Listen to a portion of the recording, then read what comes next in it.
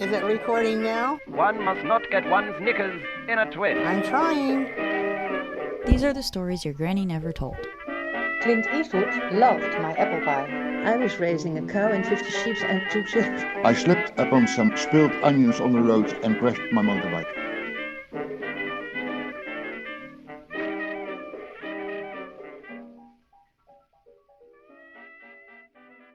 Hello! From the confines of my closet, it is your host Nikki, and this is Stories Your Granny Never Told.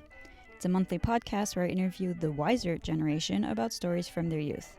This month, considering the current situation of global pandemic, I broke one of my only rules and recorded a remote interview because I don't really want to be infecting older people right now. It actually worked out really well, but I just wanted to let you know if you hear some cracking or cutting out, that's the reason why.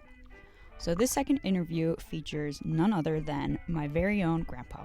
His stories are one of the main inspirations for this podcast. He has sailed all over the world and collected sailor stories all along the way. This, my granny friends, is where you find out about not only one, but two of the sound clips from the intro, the Onion story and the story of our very own Clint Eastwood. I'm so excited for you to hear it. As an added bonus, we don't talk about the virus that must not be named at all. So rest assured, hold your horses, and get ready for my grandpa and personal hero, Cees. Let's start, and what's your full name, or whatever part of your name you want to tell me, because I just recently found out your full name. Okay, yeah. And, well, it's Cornelius Johannes Peters. I didn't even know that part. Yeah, well, my first name is derived from my granddad, my father's dad. Mm-hmm. My second name was from the father of my mother. Okay.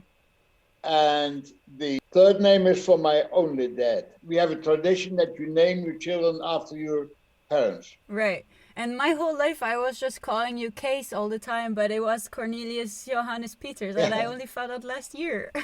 So yeah, for the recording, you're my grandpa. And do you want to say your age? You don't have to. I'm 79. You're 79. And what was your occupation for most of your life? As a sailor. A sailor, yes. And for anyone who is listening but can't see, I think you look like the cliche of a sailor, but that's just my bias, I think. And you're from the Netherlands. Yeah. And born in the Netherlands, right? Yep. Okay. Do you already have like a story in mind that you want to tell that's like maybe an unexpected story from your youth? Because I know a few already, but maybe you have some that you already think about. I didn't think I have all that sort of exceptional things happening to me when I was young. Of course you did. Well, I didn't experience it like that. Well, I don't know. You probably have earlier stories, but I have a few that I have in mind. I know maybe about going to Papua New Guinea. Just really interesting. How did it all start out? Well, that's quite a story. I was drafted in the army at the time. We did have to do that. In the Dutch army? The Dutch army. And because of at the time I was very into sports, in particularly swimming. Yeah. And because of that, I was elected in the military national team. And because I was in the national team and I didn't feel very much like being a soldier, they made me a physical instructor in the army. Oh, and just to interrupt, I remember you were practicing for the Olympics in water polo, right? Freestyle swimming, 100 meters was my number. And you're practicing, is this true, you're practicing in the canals? Also, yeah. Okay. Because we have a lot of, at those days, it's less now, but in those days, between the various clubs, you had competition in the outside swimming, and that was in the canals. There was 2 kilometers, 3 kilometers. My longest one was 8 kilometers. That's the most Dutch thing ever, swimming in the canals. Okay, so you were the fitness instructor for the army. Yeah, and then I went to the school where you get taught that.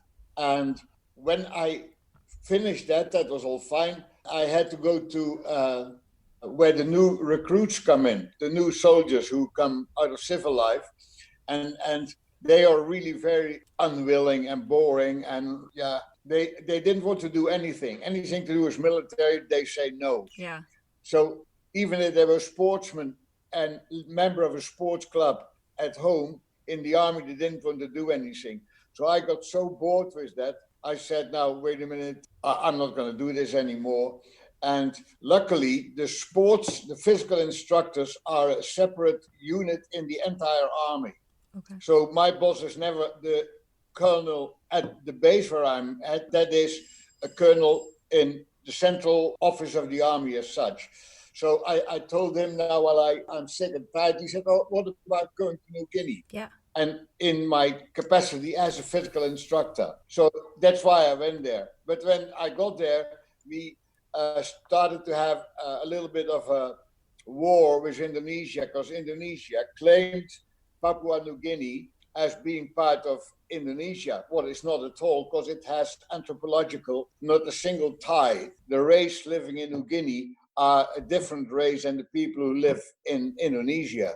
And at the time, it was a Dutch colony, right? That's why there was this war. It was a Dutch colony, but... And what year was that? Well, that was in 61. Okay. But before that, in 1952, I believe, off the top of my head, Indonesia became free of Holland. There was a fight with the Indonesian people and the Dutch army about them getting independent, what they finally got. But then after a while, they claimed that bit of New Guinea being part of Indonesia, what is not true. Right. Okay. So anyway, I went there, but because of then the Indonesians started to send paratroopers down, but New Guinea, especially the base where I was, is completely surrounded by jungle. But jungle, what makes the Amazon like a Hyde Park. Really thick, like crazy. New Guinea is extremely mountainous, and the jungle is really tight. And since there's very few people living there, it's all complicated. So when they started sending paratroopers over, the Indonesians did, our boys had to go out and pick them fellas up and capture them as prisoners of war. And funny enough, we also had a small Coast Guard vessel. And the boy who was the commander of that, he was also a sergeant. That was my rank then. He got sick, so he had to be sent home. And there was nobody who could do that. And they said, well, who knows a bit about navigation? And I knew a very little bit of navigation. So my commander, that was Lieutenant Colonel, he made me commander of that Coast Guard vessel. So is that how you started being a sailor? Yeah. Oh, I didn't know that's where it all started. I still have some photographs showing me on that little vessel. It was only small, 28 meters, so that is 80 foot. And there was only 4 crew, including myself. So there was a machine gun operator, engineer come deckhand, and another lookout guy.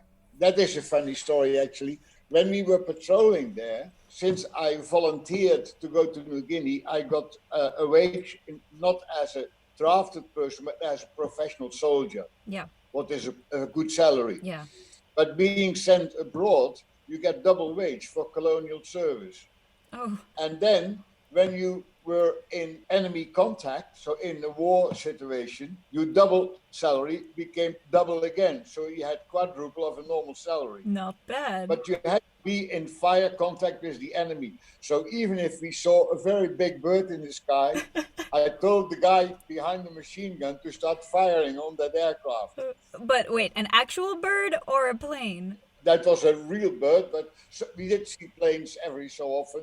But we called everything what moved in the sky a plane. Just to pretend we that... could fire the anti-aircraft gun on that, and that means we were in fire contact. So for that trip, we had a quadruple of our normal wages. So that's a good thing. So when I came home after a year and a half from New Guinea, or a little bit less, my contract was for 2 years, but after a year and 4 months, the United Nations decided that Holland should give that colony to Indonesia. Okay.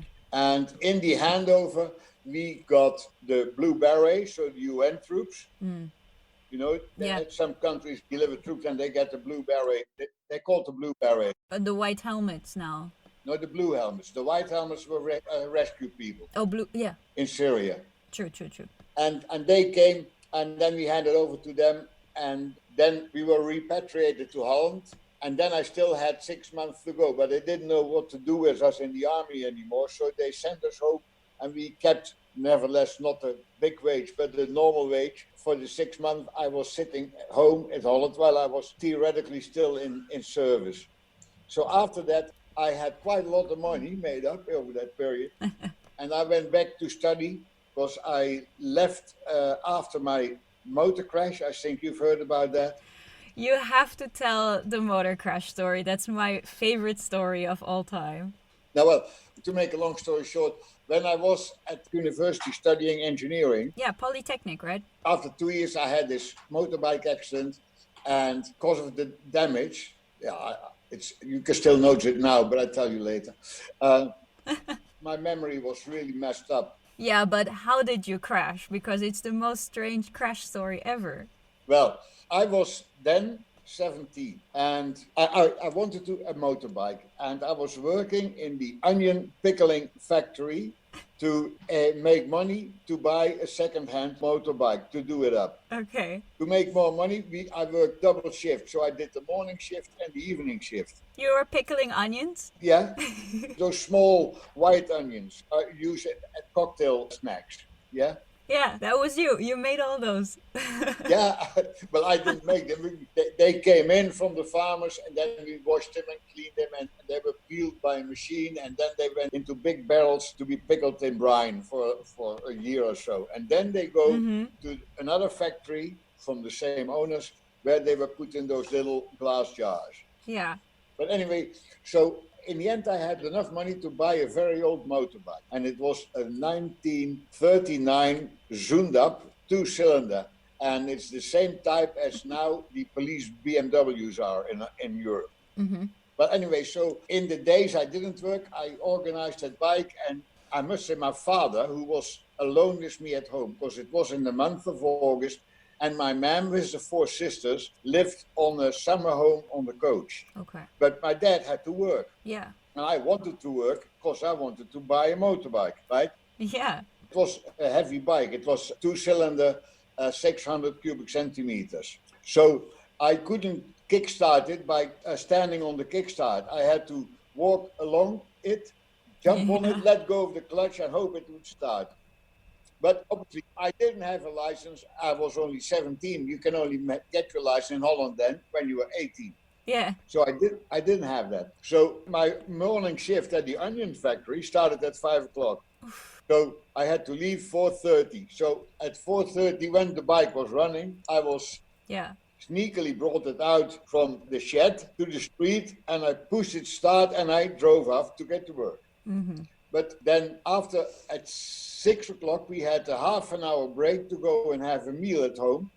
And then when I was not home at 6 o'clock, he was getting worried. Mm-hmm. And I wasn't home at 6:15, he was even more worried. But what happened is there was something wrong with the motorbike. Yeah. Actually, there was a bit of dirt in the carburetor. That's where the fuel gets injected in the cylinders.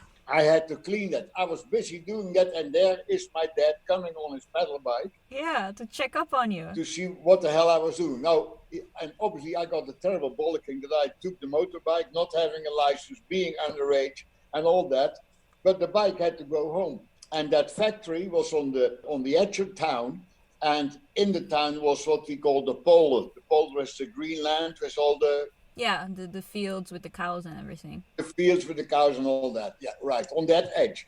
So I said to my dad, now, okay, I'm coming home now. Can you give me a push on the bike to help me jump start it? Yeah. But I was not really, because I didn't have that gear. I wasn't dressed for biking at all. I had rubber boots like the farmers have, because obviously in the onion factory, everything is wet.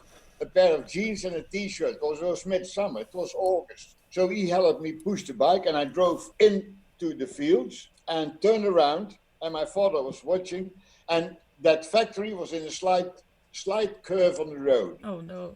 So I came out of the lands back to drive past my father, and I want to wave at him. Look at how nice the trucks who bring all the onions from the farmers to the onion factory, they spill a lot on the street. Yeah. So in that slide bend, especially when I waved at my dad, I slipped on the onions, and from that And since, like I said, I had no protective clothing, no crash helmet, nothing. And so I somersaulted. Oof. My father said I was doing 150 k's an hour, what is absolutely not true, because I think only went 100, 110 maybe. Because, like I said, it was even then already a 25-year-old bike. It's still really fast, though. Yeah, it was fast. But anyway, the next thing I remember is that I woke up in the hospital 4 weeks later. 4 weeks later? Yeah. And so the whole point of this story was that you missed your exams because you forgot everything because you were in a coma, right? Yeah, well, I was first in a coma, and then the doctors didn't know. They thought I had a crack in my skull, but in those days, they couldn't see whether I had bits of the bone of my skull in my brains or not. So they kept me in the hospital for 2.5 months. After those 3.5 weeks or so, I woke up and I didn't know where I was. And I was in a room with a very old guy who was there, because that was the room of the people who were basically a write-off. Oh, no. They thought they're not going to.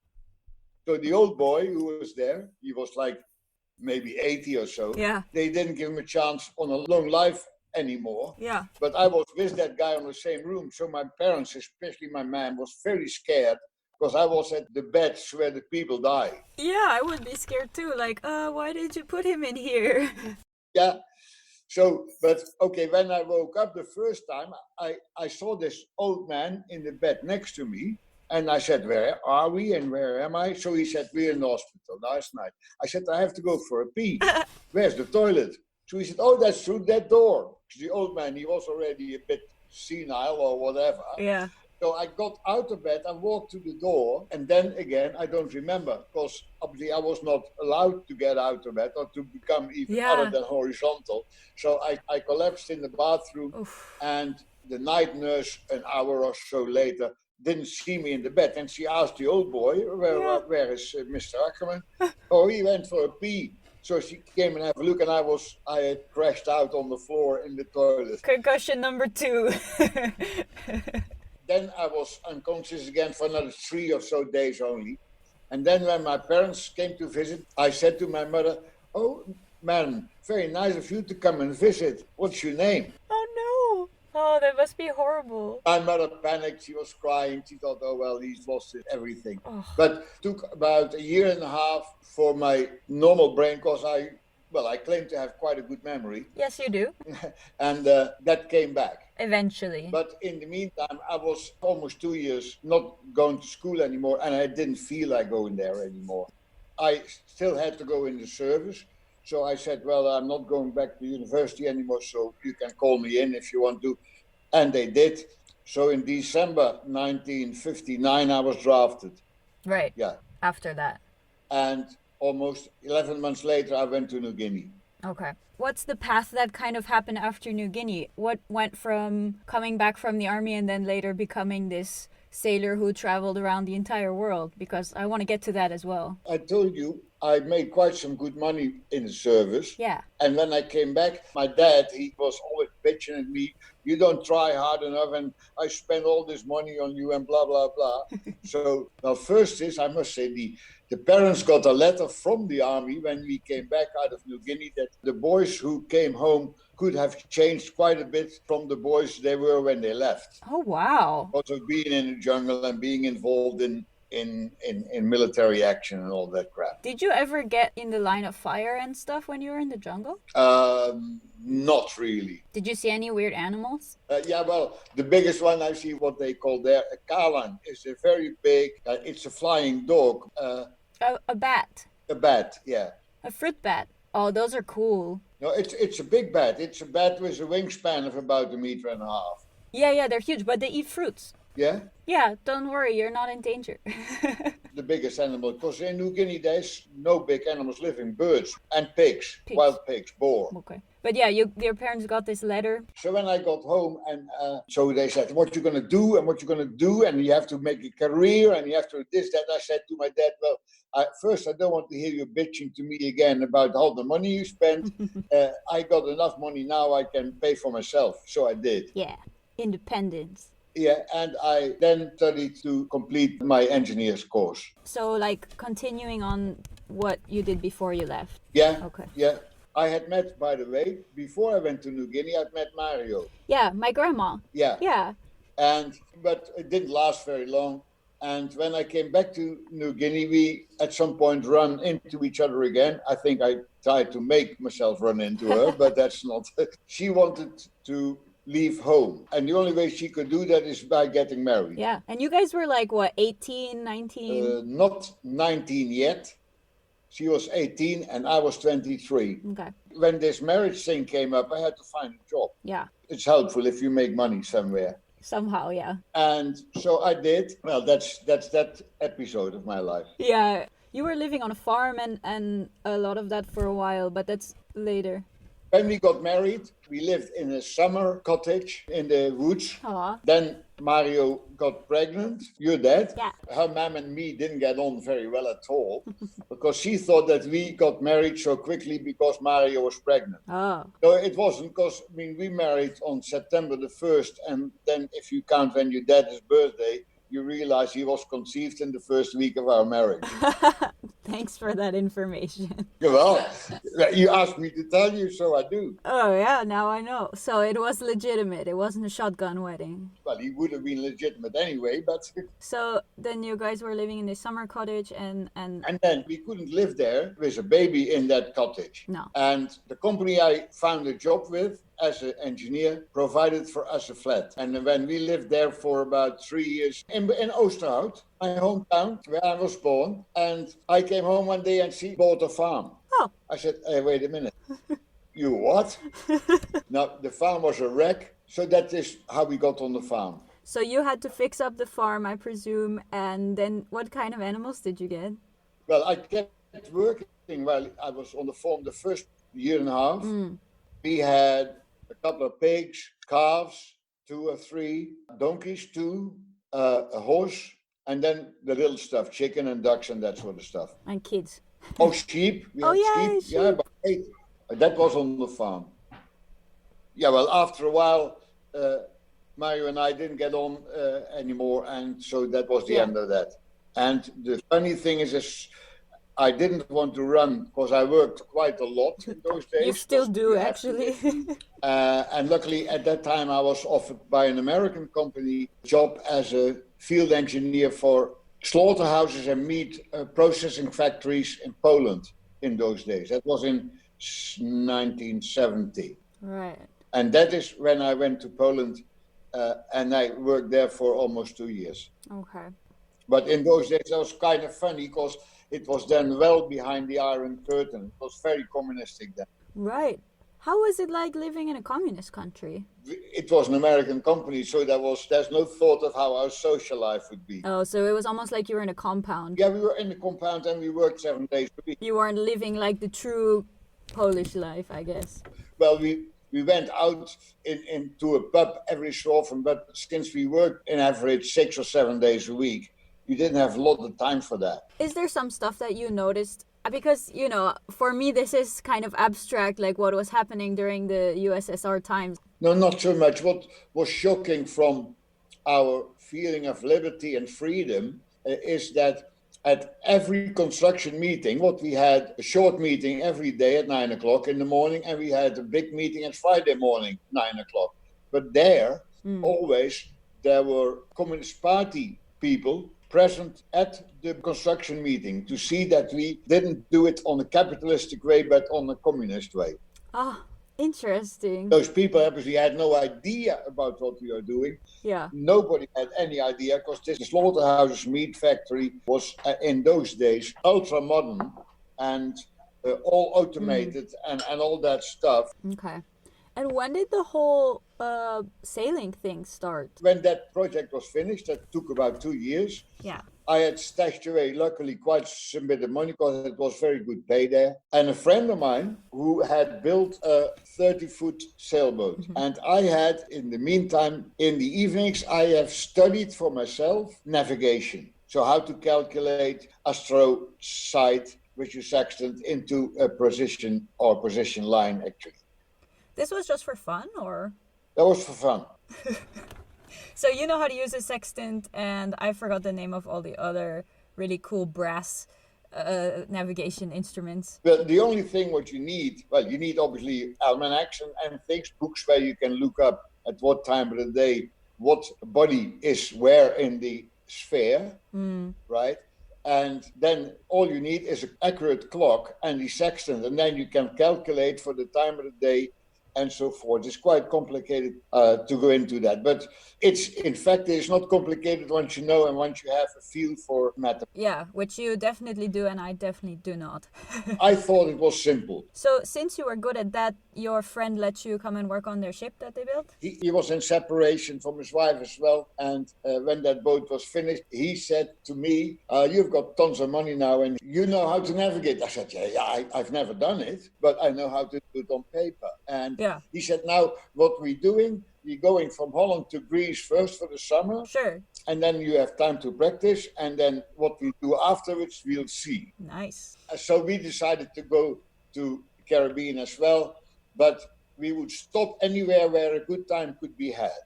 Yeah. So, well, we had a good time in Greece for a month or two. And then in September, we started to move towards Gibraltar, but we stopped in all sorts of places, in Malta, in Sicily, in Ibiza.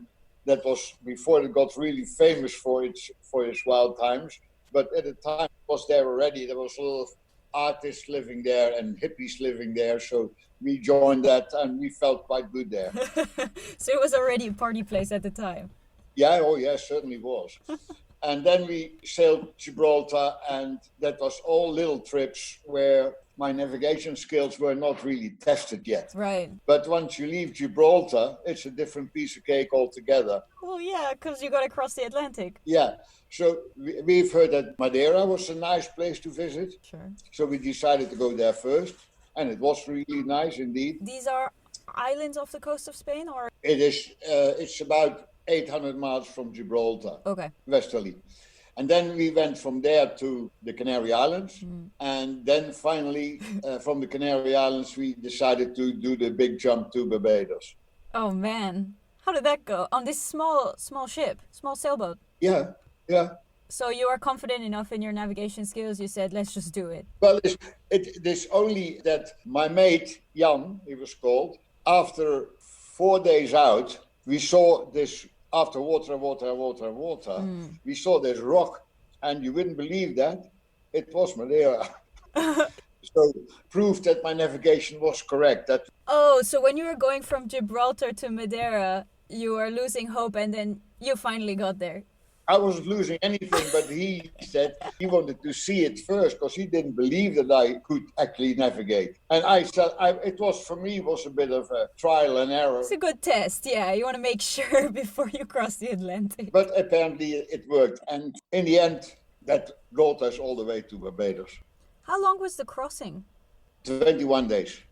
Yeah, you remember that precisely. Oh, yeah. I know from most crossings I've done how long it took. Did you go a little bit mad during that time, or you just kept trust that you would make it? Oh, I had no doubt, because in the end, Jan, my mate, he said, it's like Columbus. As long as we go west, we'll find land. Yeah, might not make it to India, but you'll get somewhere at some point. So, but anyway, we wanted to go to Barbados, and we did find Barbados. And then we fooled around the Caribbean for the rest of the winter. But by then, I was two boys on a boat that size, for over a year already then. Yeah, you get sick of someone. I couldn't stand it anymore. Okay, so after that you went back home? No, and then when I left the American company, they said, well, we know you're going for a sail and that's all nice and fun. You can always come back to us. So that's nice. That was in the end of March. I said to Jan, first I can't afford, because you have the pub in Holland who gives you still money, and that's what you use. But I use money from my savings. Yeah. And we did party a lot, I must say, and partying cost money. Sailor lifestyle, you know. Yeah. And then I met a captain of a motorboat there, and strange enough, the captain could not navigate. Oh. In those days that happened. And he hired somebody to navigate them across the Atlantic. But he had hoped that he could learn to navigate in that one crossing.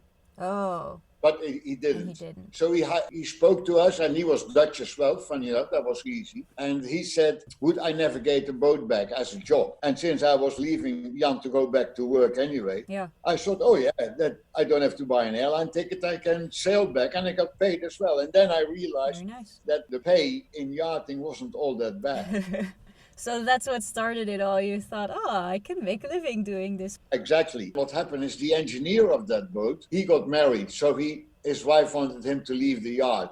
And that's when we got to Spain. And then the captain asked me, well, you're an engineer. Can you run the engine room? And I said, oh yeah, piece of cake. So he asked me to run the summer with him in the Mediterranean tour, like south of France, Italy, Greece, Turkey, and back to Spain. Yeah. And I did that. And then the boat was laid up for sale. But strange enough, the owner took me apart and he said, Cees, listen, I've seen the boat you sailed with to America. He said, it could be a bit of luck, but you must know how to sail a boat if you can bring a little wreck like that across the Atlantic. Yeah. I said, well, it was not such a wreck. He said, I've seen it. It was a wreck. And he has read Nostradamus. You must have heard about him. Yeah. And he had decided that in Nostradamus, it was written that around those times, that was in the early 70s, there would be a war between the Western world and the Arabs over oil. And funny enough, in the end, we did have an oil crisis in the early 70s. You can check on it. Enough monkeys with enough typewriters will eventually predict something, right? I realize that. He said, but because if there's an oil crisis, I need a boat to go run away from the war. And if we can get oil, it needs to be a sailboat. Yep. So I have ordered at the shipyard in Holland a sailboat. And you know how to sail. I've seen you run this engine room, so you can run the engine room of the sailboat.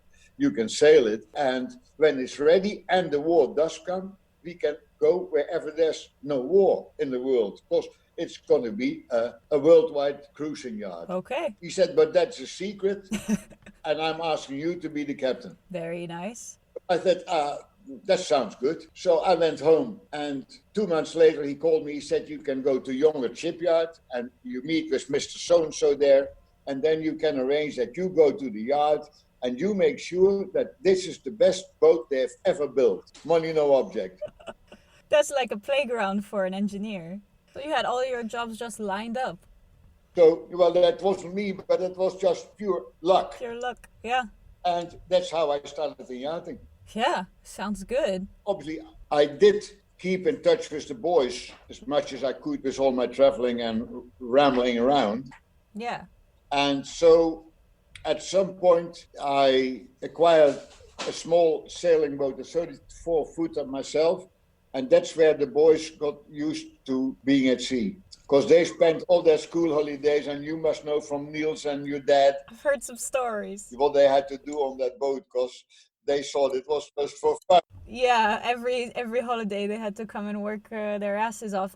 I think my dad told me a story about how you taught him how to turn the boat around. Yeah. How did that go? Oh, well, that was on one of our trips. I used to try and not to have to work in school holidays. But doesn't always work, but often it did. Yeah. Because the owner had understanding for that I had to go on the... So we went sailing with that boat around quite a lot, the three of us. Yeah. And just I taught him how to sail a boat. That's all. Yeah, but you wanted to teach them how to turn, so you just jumped off the boat. Oh, on one of the holidays, we rented a little catamaran in the south of France, of Cannes, actually, to be correct. And so I taught him how to sail that boat, and he knew from our own boat how to sail. That's what I thought. Nevertheless, he knows he can do it, and he will do it if he had to, but he's a bit shy for himself in that. So we were sailing around there, and I said, oh, well, you know how to do it now? He said, yes, so I jumped off the boat. And in those days, I still didn't smoke and all that stuff. I thought I could swim that half a mile to the shore easily if he couldn't be able to turn the boat around. But he did. He managed to turn the boat around with some advice, and then I climbed back on it, and that was that story. Yeah, it sounds different when my dad tells the story. It's funny. A bit more panic, I think. Well, yeah, he was a bit shocked by my blunt action, let's say. So, you've been around the world on the sailboat? I mean, you've done Cape Horn and Cape Hope, I believe. No, yeah, they were on different cruises. Okay, so not all at once. No, I didn't do a physical all around the circle on one boat in one trip. But if you add it all up... Well, I sailed 10 times around the world if I add all my miles up. And I went to all various places, but I've never been to Australia or New Zealand. Oh, shame. It's like if I have an owner and he said, I want to go and see how Cape Horn looks like, then I say, oh, that's good. Let's go. Yeah, well, it's not that simple. When this guy, that was my last boat I worked on with Janet for 9 years. Mm-hmm. He bought the boat, and the first time we took the boat out with him, he had friends with him, and they asked me, Cees, will you take this boat around Cape Horn? And I said, no, I wouldn't. No way, because that is known famously to be the most dangerous place to sail, more or less, because it's got such bad weather and tides and all of that, right? Yeah, a bit. A bit. And I've had very bad weather in that area, but I didn't think it was the most dangerous place I've been. But that's beside the point. But those friends told my employer, your captain will not take this boat around the Horn. So my employer called me and he said, Captain, I understand you're not taking this boat around the Horn. I said, no, sir, I don't. He said, now then, I have a task for you. You do the pre-design of a vessel, what you will take around Cape Horn. Oh, cool. In a year and 2 years or so, we worked on that boat. Janet helped me a lot. I ordered some drawings from various shipyards, and I had a plan, what I think, because in the meantime, I've sailed quite a bit. Yeah. By then, I had already at least 20 transatlantics in my belt, so I did some experience. A little. And so I had an idea how a boat for that trip should be like. Yeah. He wanted a certain amount of things, what I would have preferred not to have. Mm-hmm. Just like fancy stuff. No, but the location that from the salon they could look into the bridge. He wanted that. Ugh. That sort of strange things. Yeah. So we had to design the vessel around those requirements. He paid for the boat having built. Yeah. He must have a little bit of input there. Yeah, a little bit. Yeah. And then Janet and I, we went to live in Holland for a year and we built the boat. We lived in a spider house.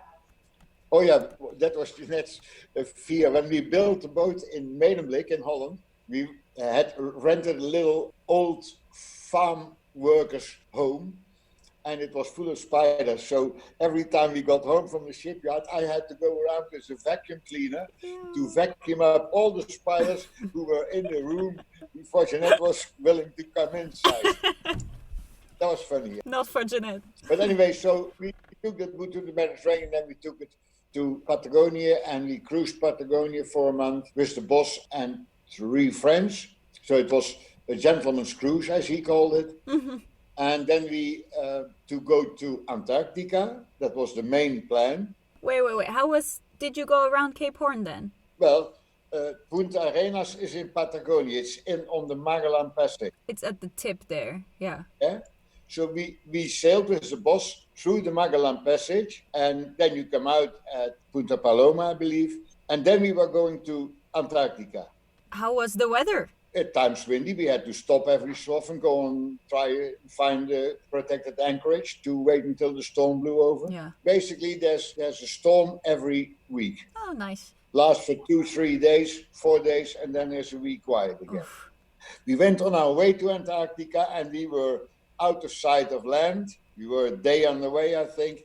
And one of those cruise ships, the small cruise ships where people go on to go to Antarctica. Yeah. And the guy called me on the radio and he said, Captain, where are you going? I said, well, where you come from? I said, Graham Land. That is the Chilean Antarctic base where most ships go to. Because there's only a couple of places in Antarctica where you can get in a safe anchorage with a ship. Yeah. And he said, well, I would think twice if I was you, because there's really a bad one coming. Uh-oh. And I must say, we were there in the area already for a month, and we knew if the wind starts from the northwest and freshening and backing, it will increase in strength all the time. Okay. That's how depressions work their way through the Drake Passage between Cape Horn and Antarctica. Luckily, the owner and his friends were in the salon, and this was a good thing that they from the salon could see me in the bridge, because they heard me talk on the radio. Yeah. He heard that the guy said, well, I would certainly turn around and run. Oof. And I turned around to Dion. I said, "You've heard the conversation. We are going to turn." He said, "Have I any say in this?" I said, "No, sir, you have none." So we turned around, and within half a day, it starts to blow. And we had from 3 days, never less than 50 knots. What is a force?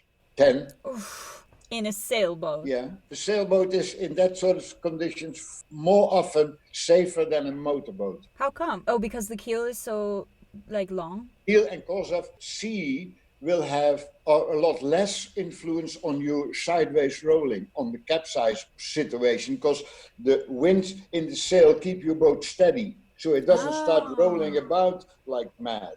Okay. It's okay, so it stays stable. Is that the worst weather that you've ever had in while sailing? In wind-wise, yeah, but not in sea state. The seas were very big. I think, maybe 13, 15 meters high. What a nightmare. In the Southern Ocean, they are very far apart. So the crest of a wave to the next crest could be 300-400 meters. Oh, so you had time to recuperate, kind of. When you surf down, the wind lessens a bit because you're in the wind shade of that big wave behind you. And then the wave comes and you surf from the next wave down again. There's a sort of rule, I've learned that over the years. In bad weather, you have to go faster than the sea or slower, but not the same speed. Huh. How come? That the reason is that the movement of the boat and the movement of the sea will synchronize, and then you lose control of the vessel. Oh, so you could capsize then? Yeah, you first broach and then you capsize. The best angle is 70 degrees to the direction of which the sea rolls. Okay. I guess you just learned that by experience at some point. So where was it then when you had the worst weather that was even worse than that? That was after we passed Cape Horn. Yeah? What happened? It started, gale, the really strong gale, and it lasted for 3 days. And 12 hours before we were making landfall in Port Stanley in the Falkland Islands, the wind stopped. And the sea quieted down unbelievably quick. And we had in the end to use the engine to motor into Port Stanley. Wow. The ocean just changes so fast, I guess. Yeah. So that reminds me of some other trips that you've chartered. Famously, I've heard these stories that you chartered a trip with Clint Eastwood.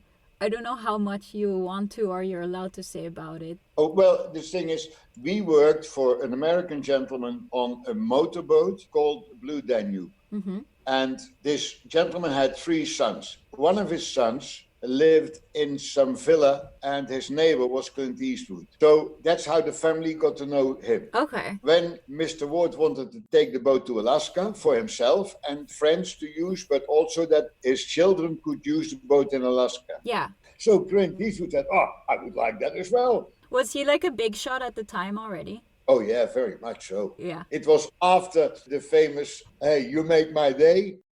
Go ahead. Make my day. Yeah. I love that. Yeah, he was still married to Sandra Bullock at the time.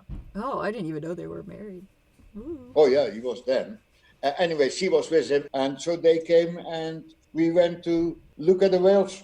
This is how simple it is. He was on the boat for 2 weeks. The funniest thing was the second day, Janet made apple pie for him for dessert. Yeah. And he said, "Janet, this apple pie is as good as my mams, and my mams make the best apple pie in the world. I can have that every day for breakfast." So from that day on, every day he got a fresh baked apple pie for breakfast. Oh. And when he left the boat, the MGM plane came to pick him up. Nice. The film company, and Jeanette had made sneakily another cake for him. And when he left the boat, she gave him this box, and he said, "Jeanette, I know what's in there. The first thing I'll eat when I come out of the run show is your pie." He was very quiet. Yeah. Because, in his early films, he hardly ever spoke, like in the Western movies, let's say. Uh-huh. And in real life, he doesn't talk very much at all. He's a very pleasant man, he was. Okay. We enjoyed it a lot. That's such a good story. I mean, Dutch apple pie isn't famous for nothing. It's really good. I'm pretty sure I've tried Jeanette's apple pie, and it is amazing. So I understand. I don't know if I could eat a whole one every day for breakfast, though. But it was for the whole team, so they went all right. But what happened is, before we went to Alaska, the owner wanted me to install a certain type of toilet what they have in his offices. Okay. And I said I shouldn't do that because that on a boat it doesn't work. He said, if I want those toilets, I'll get those toilets. Yes, so you get. And they were jet toilets. So, but if it's very cold, that is like if you put the beer bottle in the freezer and it's still liquid, but as soon as you open it, it freezes all of a sudden. Oh, yeah. Now that happened with those toilets. So when the water was really cold and you flushed the toilet, it froze. Oh, no. So we fixed the toilet for him, and the second day it happened again. When he wake up in the morning, he wanted to go for a pee and flush the toilet, frozen. Ugh. So he said, if you fucking tell me I piss over the side rather than in the bowl here. Clint did? Yeah, he did. We didn't see him physically do it, but that's what he said. But I guess you have to. And another funny thing was we were in Glacier Bay, and we saw a hell of a lot of whales there, actually. Mostly hunchbacks. Humpbacks. Okay, well, whatever they're called. I thought they were hunchbacks, like the... No, that's Victor Hugo. There's something else. But anyway, those giant animals, we were very close to those whales, and there were a whole bunch, 6, 7 of them, I don't know. Whoa. And they were like 10, 20 meters from the boat. And then Sandra, Clint's wife at the time, she said, Captain, be careful, you're going to hit him. And I said, well, ma'am, I'm awfully sorry, but I couldn't hit him if I tried, because they are so quick. They appear slow. But that was kind of funny. I said, well, don't worry about it. We can't, even if we try to. Yeah, they know what they're doing. They're faster than the boat, for sure. Oh, yeah, if they move the tail for half a meter and they're 100 meters away, because obviously they go extremely fast when they move. But they're so big, I can understand being afraid of them. Oh, yeah. Sure. Yeah. Oh, yeah. On Wales, I have a very stunning with Uncle Niels. Oh, go ahead. Uncle Niels, he was kicked out of school, and he was kicked out of school before once or twice. So I said to his mother, well, you can send him over to me. He can come work with me on the boat, and he doesn't have to go to school, so he don't have to get kicked out. Yeah. So he joined us, Jeanette and me, in Antibes, and he worked with us for a while. Now, I had a rule on the boat, when there's no guests, we work a normal week, and we are on deck at 8 o'clock. That means we don't have breakfast at 8 o'clock. No, work starts at 8. So if you want breakfast, you have to wake up, that you have time before that. Sure, yeah. That was no problem at all. And Niels never went out, and he worked, and he was with us for 2.5 months or so. And Niels always claimed he was French. Yeah, okay. Because he's Dutch, but he grew up in France. So what happened? We come to Mallorca, and what is there? Next to us is a French boat with all French crew. So he felt all of a sudden, he's with his buddies, the French people, right? Yeah. And the very first evening, the boat was next to us. He went ashore with those frogs and come home like 3 a.m, well loaded up. Yeah. So the next morning, he obviously had a terrible hangover. He was not on deck at 8 o'clock. So I called him out of his bed. I said, wait a minute, you know the rule. On deck at 8 o'clock. If you want to go out and get drunk, that's your problem. But you have to be at work because you get paid for this job. Yeah. So he stayed in. The next day, he went out with those Frenchmen again. Same story. I said, now wait a minute. This is the second time. There is no third time. So he stayed in, and the next day he went out again. He just slept in. 2 days later he stayed on the boat, but then again it was weekend, and Friday night the French boys came, come Niels, let's go out for a drink, blah, blah, blah.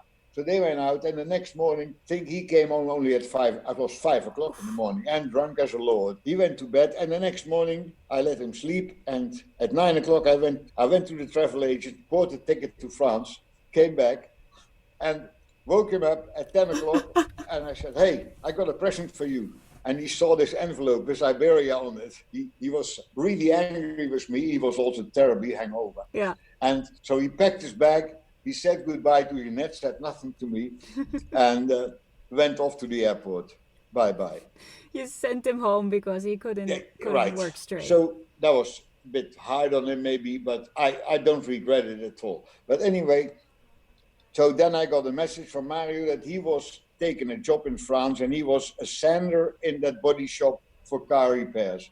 And that was a horrible job. No, that is a horrible job. Yeah. But well, you can make a mistake once or twice, but you'll get another chance. So he came back, and especially since I told him we were going to the Caribbean with that boat. Oh, then he was interested. He was very interested, and he came and worked with us. So that went all very well. We came back, and we had one of our crew members was an Australian guy. So one night, Niels is on watch on the middle of the Atlantic on the way back home. He came and waked me up. He said, Cees, you have to come because I think we have a leak in the boat. I said, a leak in the boat? We went up and he said, yeah, kijk, here that water. I said, that's a whale. That's a spout of water when he exhaled. It's just a whale. Well, his English was quite poor then, but Gary, who was Australian, he ran to Gary, come out of bed. There's a wally. Now, for an Australian, a wally is a tourist. You know what I mean? Uh-huh. So Gary said, oh, it's not a wally, it's a fucking whale. So you can't see them, but you can smell them at night? Yeah, you can smell They it. smell like fish? Yeah, like rotten fish. Blech. Yeah, but it was very close. It was a giant whale. I'm sure he was at least 10 meters, but maybe more. And he was next to the boat, and you don't like that enormous animal next to a sailboat. Yeah. So we decided we have to chase him off. And they saw by putting lights on him, like a searchlight, that doesn't bother. He was happy there. He kept swimming next to us, and he stayed there. Then we decided if you make noise, maybe you go away. So we started the engine. Yeah. And he went away, so we stopped the engine, and we carried on sailing. Within 20 minutes later, the thing is behind us.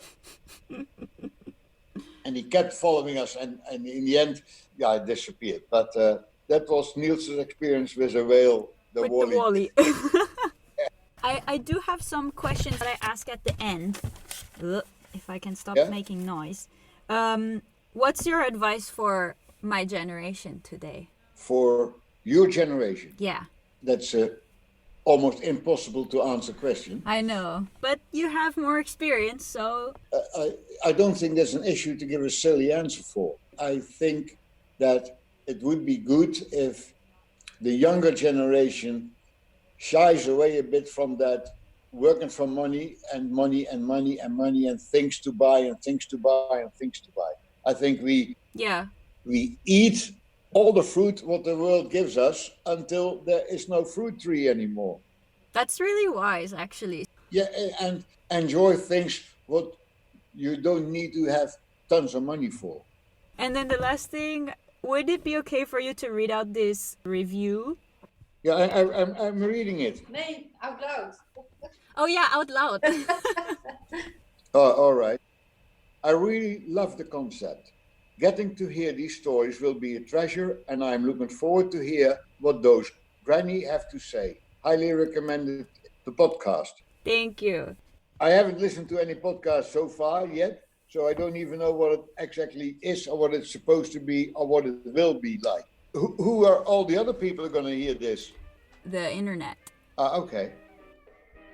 All right, that was episode 2. If you like that and you want to hear more, episodes launch on the 14th of each month. You can follow Stories Your Granny Never Told on social media to get updates. That's storiesyourgrannynevertold.com. We're also on Instagram, Twitter, Facebook, and Gmail. And if you aren't technologically minded, you can leave a voicemail at 332-203-2059. The background music is The Maple Leaf Rag by the New Orleans Rhythm Kings. Please, share it to all your friends and all your grannies. And leave a review, because as you know, I get the guests to read them out loud. Thank you, Lorianne, for that comment. Super sweet. And if you, in the review, tell me about the most granny thing that you've ever done, I will assign you random granny points that you can use for absolutely nothing other than street cred. So, everybody wash your hand, stay inside. Use this time to bake 200 cookies that are shaped like little dinosaurs, or maybe knit a scarf for your cat out of its own hair. I don't know. Do whatever it takes to keep yourself sane. See you next month. Blah, blah, blah.